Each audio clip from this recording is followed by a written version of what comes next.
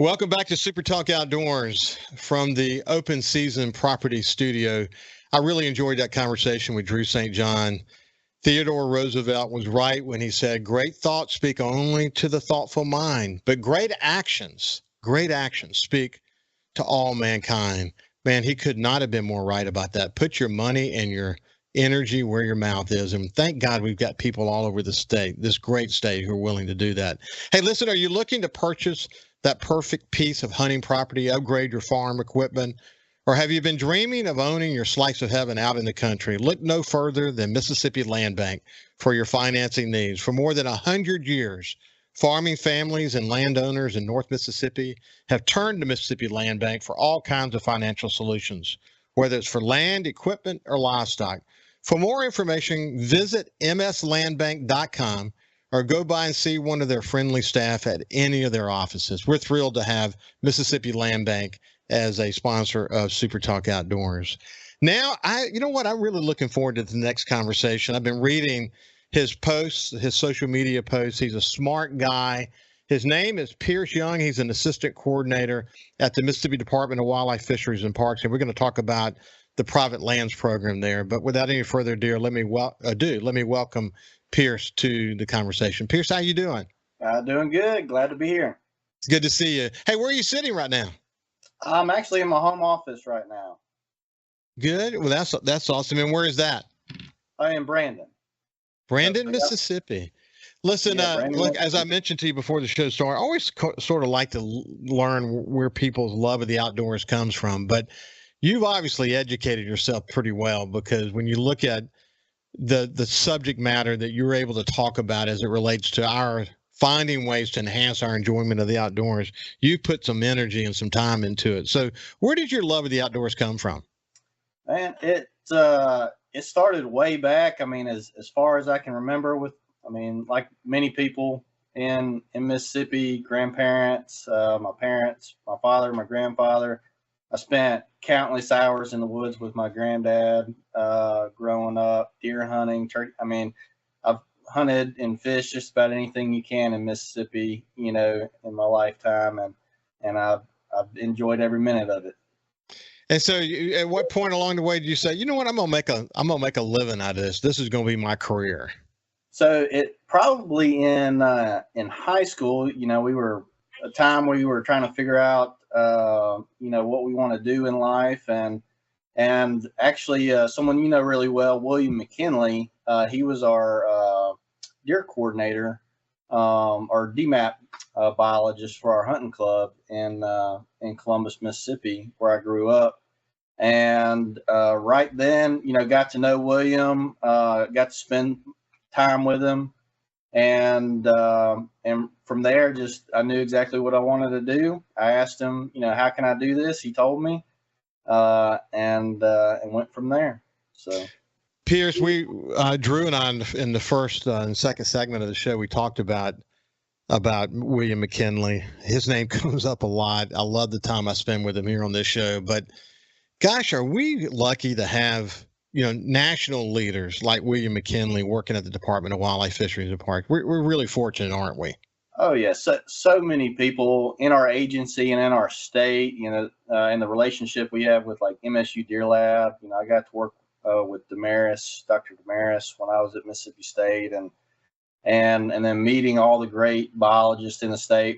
Another mentor of mine who's now my supervisor, John Grucci. I put him up against anyone as far as habitat management knowledge goes. So just a wide range. And then, right now our Russ Walsh, a former private lands biologist, now our bureau director, providing some great leadership for us. So surrounded by good knowledge and good people, for sure. Yeah, I've had John on the show before, and you think about Russ. It's good. It's good. I tell you what, if you look around the organization of the Department of Wildlife, Fisheries and Parks, you have people who they've gone and flexed their muscles in one area, and then once that they've sort of understood that, they move to another area and they flex their muscles there. By the time they get in leadership roles, they really kind of understand how it works really, really well. And man, there's a lot to learn. I mean, at the end of the day, managing our natural resources. And of course, it's not just about natural resources and wildlife management. There's a parks aspect to it as well. But it's complicated. There's a lot going on within that department, isn't there? A lot going on in the agency, in our bureau, and even in our private lands program. We got many hands in many things. Listen, over 90% of the land in Mississippi is in private hands. That's the reality. And so you can't have an adequate wildlife management or resource management approach in the state. That's one of the reasons I thought the Outdoor Stewardship Trust Fund that Drew and I were just talking about needed to be for both public and private land. It was important for that to be that case, and we were able to achieve that. But you think about the work that has to be done, that should be done on private lands. The private lands program that you're part of, it's really, really critical, isn't it? Absolutely. Like you said, 90% of the lands in Mississippi, forested lands, 80% of the forested lands are privately owned. That's where most of our wildlife that we hunt are. And so as a state agency that's been tasked with managing the state's wildlife resources through the public trust, we have to reach those private landowners, try to provide as many tools as we can to them to help build our wildlife resources in our state, through private lands. Absolutely. So what I think, people are surprised when they learn what kind of services are available to them for free. People obviously think about the deer management assistance program. We'll come back to that in just a second, but anything from helping with controlled burns to plant selection to, how to thin it out and the importance of clear cutting. And I mean, the list goes on and on and on, but give people a chance to understand the kind of services that are available to them if they were to reach out to you guys. Yeah. So our motto is helping hunters to become managers. That's what we're for. And through just licensed dollars, we provide a free service, because that, as I mentioned, that's our mission at MDWFP. And so we provide free site visits, so free wildlife management consultation. We have biologists all over our state that can meet with landowners to evaluate their properties, their goals, and try to help give recommendations to meet those goals. So we provide management plans. We can help with map planning, a liaison between other agencies like other foresters to get timber management done, cost share programs like through NRCS, MSU Extension, you name it. And then, after that initial meeting, then we're pretty much on call, every day of the week to answer questions, text, emails, phone calls from landowners to help them with whatever they got going on that day. That's what we're here for. It's amazing. What's interesting, you go back and look at the evolution of services over, say, even the past 20 years. You guys have really gotten smart about how to help someone maximize the opportunities of the land, whether it's 20 acres or 2,000 acres and all points in between. You've done it all, haven't you? Absolutely. I've personally been on properties as small as 7 acres and as big as 10,000 acres in Mississippi, and trying to meet those individual goals. And really, I like to think of us as efficiency experts as well, trying to stretch that dollar as much as possible. But really, when we interview a lot of people and survey a lot of our landowners, the number one limiting factor is time. People don't have time to do a lot of these things. So trying to be more efficient with time to get those things done. Listen, I have had the opportunity to lease farms in the Mississippi Delta for about 10 years now. And, the initial farm that I got was, part of it was in the hills coming down from Black Hawk, and about 500 acres in the hills, 500 acres was in the Delta. And the landowner said, this is now your land. You do with it what you will. It had some select cut done to it, I think 2 years before we got the property.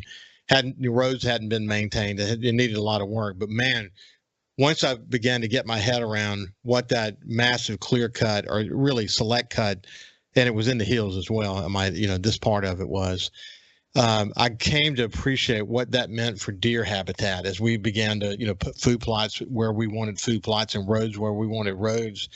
It was fun, man. It was fun Oh to yeah. go into a piece of property like that was just, this piece of canvas that we could go and do something to. And it evolved into really an incredible piece of property. You've seen that more than once. I tell you what, I didn't realize we're coming to the end of the segment, but you face those kind of scenarios over and over again, I bet, where someone's either leasing land, they have an opportunity to do something special, or maybe they just bought the land and they get a chance to do something special. When you walk into these blank slates of canvas, what does it mean and what can you do with that? We'll continue our conversation when we come back from the break with Pierce Young from the Department of Wildlife, Fisheries and Parks. He's involved in the Private Lands Program, a free service. You need to know more about that. We'll see you after this. From the Open Season Property Studios, welcome back to SuperTalk Outdoors. Listen, in a world where honesty and dependability are rare, Austin Seals and Jordan Blissett of Open Season Properties stand out with their commitment to integrity and hard work. With a background in agriculture, science, marketing, and hunting land development, this team offers a real service that you can rely on when you're buying or selling your real estate.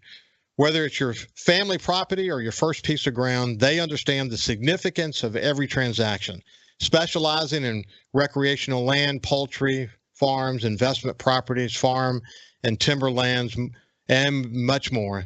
They are here to meet your real estate needs. Austin Seals and Jordan Blissett of Open Season Properties, call them today and experience the difference. Love having them associated with this show.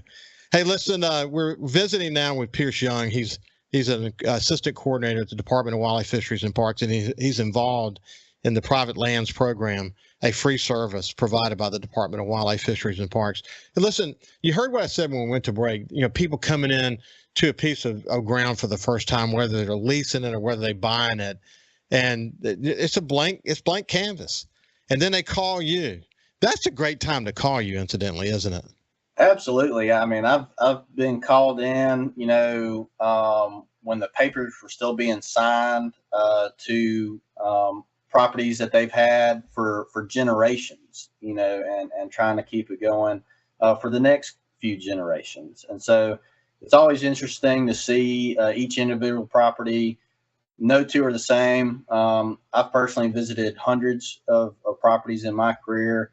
Our program typically does about 500 site visits a year with our private land staff, and they're all different. And when we do see a property, some of them already very well managed, some of them just starting out, like you said, a blank canvas, and it turns into more art design than it does science sometimes.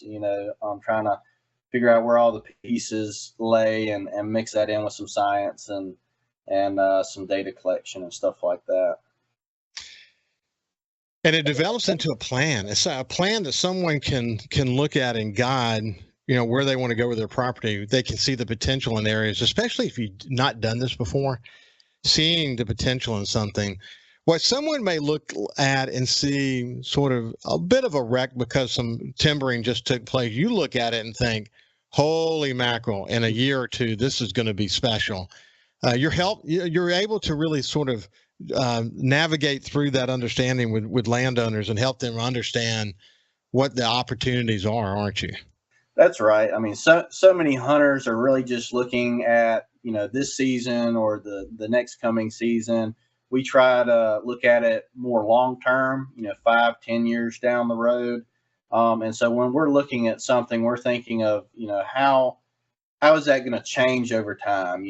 So if it's gotten clear cut, when was it clear cut? Is it peaking, or does something else need to happen, like a prescribed burn now, to reset that area back to what it was? Or did it just get cut and it's about to be just a magnificent, piece of habitat for multiple wildlife species? Well, that's very cool. So we mentioned this, but the Deer Management Assistance Program, DMAP program, is a great program. If someone's interested in the program, how do they enroll for it? Yeah, so they can just go to our website. So if they want a site visit, whether they want to be in DMAP or not, or if they want to join DMAP, they can go to our website, mdwfp.org. mdwfp.com/private lands, or you can get there through the mdwfp.com/DMAP, DMAP. And you can read all about each program and what that entails. DMAP has been around going on almost 50 years now. We were the first state in the nation. It really was one of the first wildlife management assistance program, not just for deer, but in the nation. Started at MSU.